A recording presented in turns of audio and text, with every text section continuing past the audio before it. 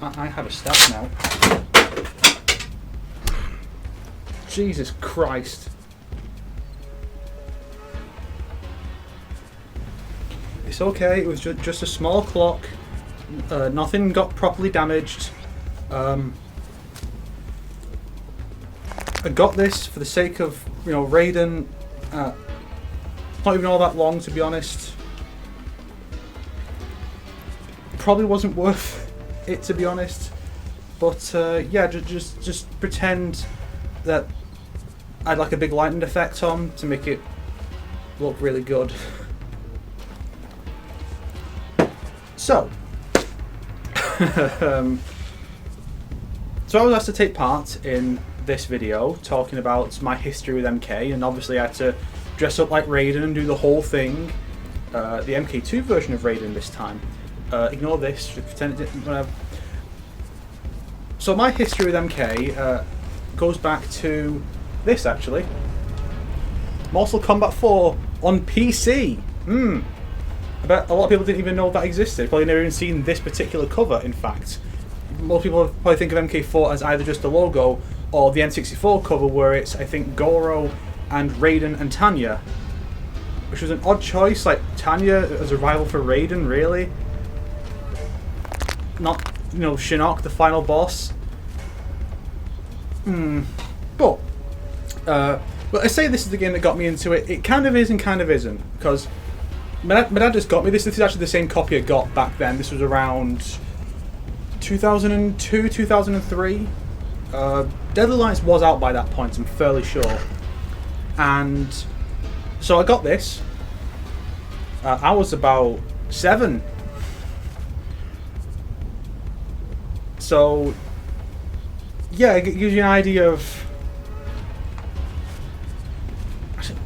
Yeah, so it might have been 2001. It might have been pre-Deadly Alliance now to think about it. Anyway, so I was about 7 when I got MK4, and I remember looking at the character selection screen and thinking, "Wow, that guy with the sunglasses looks cool. I'm going to play as him."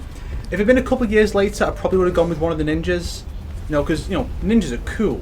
But I wasn't at that point yet. I was still a child, so I wasn't into my ninjas are cool teen phase. I was still in my sunglasses are cool child phase. So Johnny Cage was the first character I ever played as in MK. Not a bad choice, to be honest. Johnny Cage is probably the best character the series has right now. Even people who dislike the current direction and people who like it, the current direction, generally agree that Johnny Cage is really good in these games. So I played it. I didn't much care for it, to be honest. But then there was this... It wasn't really a competition, but there was this old TV channel we had over here in the UK called Game Network, where they would show trailers and featurettes and stuff about various games. And so obviously that was one of my favourite channels. And they had this thing where for 50 quid you could get a bundle of 10 Dreamcast games plus a bonus 11th one that we didn't get. They didn't send us Tomb Raider Chronicles. Even when we phoned up later, they still didn't send it to us. But the other 10 games were a decent selection, like Marvel vs. Capcom 1, Power Stone, Ready to Rumble Boxing, as well as MK Gold, the Dreamcast version that had 6 extra characters. And that was the one I really got into. Not like massively into it. I enjoyed it well enough. Got all the endings and all that, but I played it a lot. And then one day I was just out with my dad and my brother, and I don't remember what shop it was. It was one that we can take in second-hand games. I'm not sure it was even like a game-focused place that you could sell your games there. And they had Deadly Alliance for 20 quid. And I thought, well, I liked Mortal Kombat Gold. I could give that a go, Deadly Alliance. And I played it, and I loved it. It was great. I mean, it was an evolution of the gameplay, and it didn't play like other fighting games. That was one of the things that I really appreciated about it, that it was doing its own thing, rather than... One can argue with the current direction of the series, it's just doing what every other fighting game is doing. Going back to 2D and adding in super moves and stuff like that. But back then, MK was just trying to forge his own unique identity within the fighting game space. And, you know, a lot of people didn't like that, or at least now they look back and don't like it. But back then, people really liked the style, and so did I. So much so that I was eagerly anticipating Deception. You know, I had this DVD from some game magazine. I don't remember what it was, but it had this featurette about. Well, it was really an entire section, a bunch of content relating to Deception. They had like a featurette where Ed Boon was talking about the new content. They had a few trailers, including the awesome CG trailer where Baraka fights Sub-Zero. At least it was awesome at the time. It's a bit basic, admittedly, but it was just really cool seeing pretty much like movie quality CGI of Sub-Zero and Baraka having a fight. It didn't have the Molina and Baraka one though, unfortunately, but it did have that other one, and that was really good. And it had a bunch of other trailers, and I just watched these over and over again. I was eagerly awaiting the release of Deception, and eventually Deception did come out, and it was well worth the wait. It still remains my favourite entry in the series, and one of my favourite fighting games ever. I'd put it in the top 3, along with Tekken Dark Resurrection and Soul Calibur 3. It's fantastic. Like if you wanted to try one of the 3D era games, Deception's the way to go. Because there's just so much. There's so much passion in it. The way they wanted to expand on the setting with showing all these new realms, Order Realm, Chaos Realm.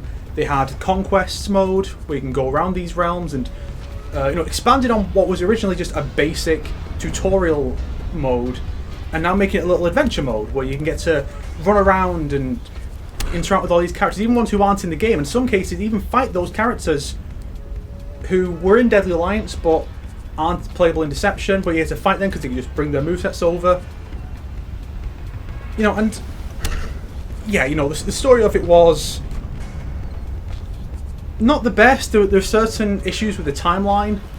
You know, like 10 minutes after Shujinko decides I can't compete in MK1, I've got this other stuff to do, he's suddenly being recruited for Deadly Alliance. Like, that's a decade later. What is happening? But it's really good, and they had some genuinely fantastic mini games like Puzzle Combat. I mean, clearly that was so good that they brought it over into the DS port of Ultimate MK3. And then you have Chess Combat, which I think is just genuinely a great addition to the game. I wish the newer games would have it, because it wouldn't even be that difficult to implement, and it's just a really cool idea. Chess, but when two pieces face off, you have an actual fighting game match. So good. So Deception is just my favourite entry in the series, and that's the one that really got me into MK. You know, I would go on all these different websites. I had a folder of about 6 websites that I checked every day for new MK news, and not even just news, because sometimes it was new content from fans. Because one of those places was the Kombat Pavilion, which was a huge part of my teen years, going there and reading all the fan comics like Adventures of Spirit Lou, or watching fan animations like Another Freaking Spoof, particularly number 2. Wow, that was good.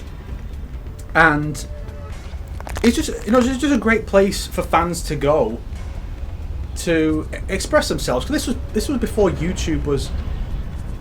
Because YouTube was like late 2004, so a lot of it was before then, and even then it wasn't really widespread the way it is now. Nowadays, if you want to express yourself with MK, you just go on like YouTube, fanfiction.net, what have you. You know, or DeviantArt. It's very easy to find places, but back then it wasn't. And this was just a great hub to find loads of cool MK content. I mean, if it was made nowadays, the Kombat Pavilion would probably just be like a Twitter account where people can just submit things they've posted on other sites. But it was that, like Total Mortal Kombat. There's even a German fan site, mortalkombat.de, I think. And there are a couple of others that are escaping me at the minute, but I think that may well be the first series I got really, really into. Past, really young, you really young kid where you're really into. Here's the thing you like because you're a child and you have all the toys and that. This was like past that. This was where I really got into something. And so, and this was also a great time to be into MK, because then they did Shaolin Monks, which, you know, story issues aside, I'll be talking about them in an upcoming video. The actual gameplay of it was really good, and that's the reason people want to see a sequel, or a remaster. Ed, I know you're watching this. Get on that. And then Armageddon, which, you know, had its problems, but it was really the culmination of MK up to that point. So it was a big deal, you know. And it's one of the things where I feel like MK11 was trying to do the same thing, but it's just not the same. Partly because of stuff I'll be talking about in another video about how the circumstances leading up to Armageddon are totally different from what we have leading up to MK11. But, you know, MK11 wishes it was Armageddon. Armageddon's not amazing. It certainly has its flaws. But it was just a great love letter to the series, and even showed how Midway were willing to listen to the fans, because I don't know how many people are aware of this, but the big roster render of all the characters, there are two. There are two of those.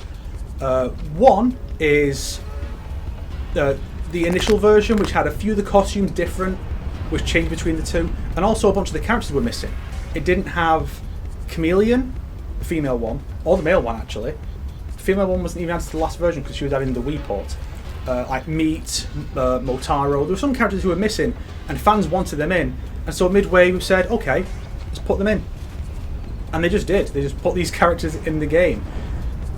It wasn't exactly what the fans had wanted as far as the implementation goes, but they did a good enough job satisfying the fans. And so this then led into you know, MK versus DCU, which was okay. May have saved the franchise ultimately with getting the connections to WB and DC. Then came the reboot, and that was where my interest in the series just really went downhill. Because I really didn't like that game in terms of its story or its gameplay.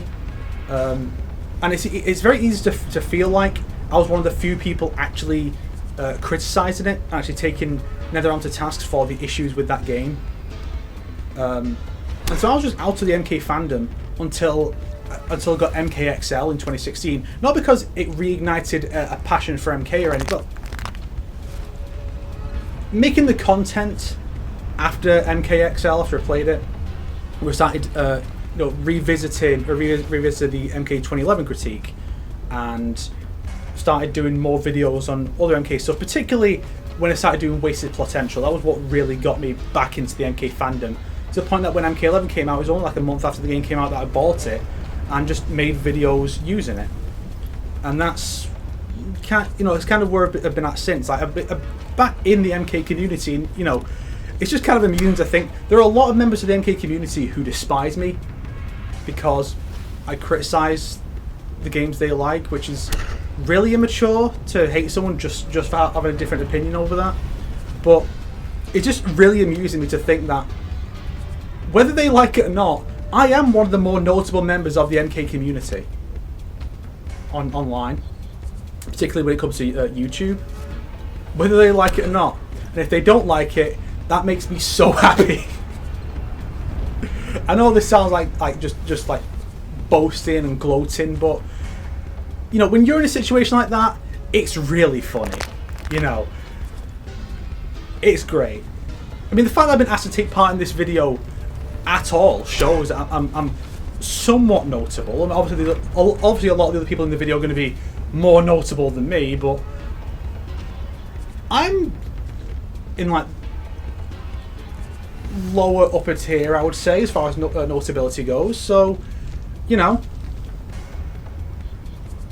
as Ermac would say, and that's that. Although, having just, you know, looking at the timestamp on this, 15 minutes, I would ask for a 5-minute bit. I'm doubtful this is going to make the actual video, so I need to go back and do a much condensed version of this for that video.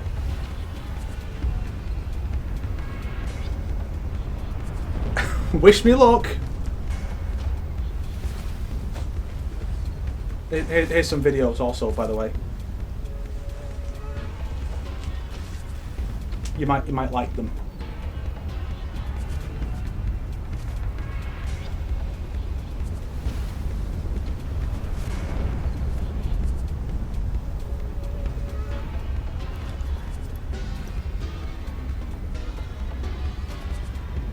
That should be enough. I didn't sync it. Fuck!